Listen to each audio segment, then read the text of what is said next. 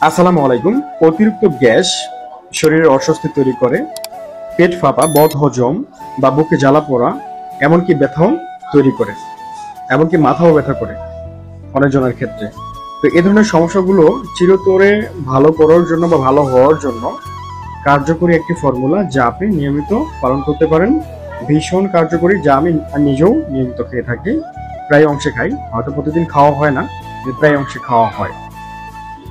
আপনার 2 গ্লাস পানি নেবেন বড় মগ বা গ্লাসে, সাথে 1 চা চামচ ধনেপাতা, 1 চা চামচ জিরা, 1 ইঞ্চি পরিমাণ কাঁচা আদা থেতো করে, সাথে হচ্ছে আপনার পুদিনা পাতা, সেটা শুকনো কিছুটা, কাঁচা কিছুটা দিয়ে আপনি ভিজিয়ে রাখবেন। সকালবেলা খাওয়ার পর বা নাস্তা করার পর 15-20 মিনিট পর আপনার 1 গ্লাস খেয়ে নেবেন।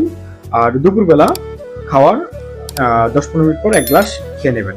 এভাবে আপনি বছরের পর বছর চালাতে পারবেন, যেটাতে কোনো প্রকার পার্শ্ব প্রতিক্রিয়া নেই।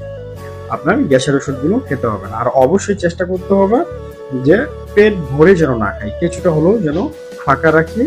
বাইরে তৈরিকৃত যে খাবারগুলো, প্রসেস ফুডগুলো, এগুলো যেন সর্বদাই এড়িয়ে চলার চেষ্টা করি। এবং কাঁচা ফল জাতীয় যত খাবার আছে বেশি বেশি খাওয়ার চেষ্টা করবেন। জাম্বুরা, আমড়া, পেয়ারা, আমলকি, গাজর, টমেটো, লেবু, এই জাতীয় খাবারগুলো বেশি বেশি খাওয়ার চেষ্টা করবেন।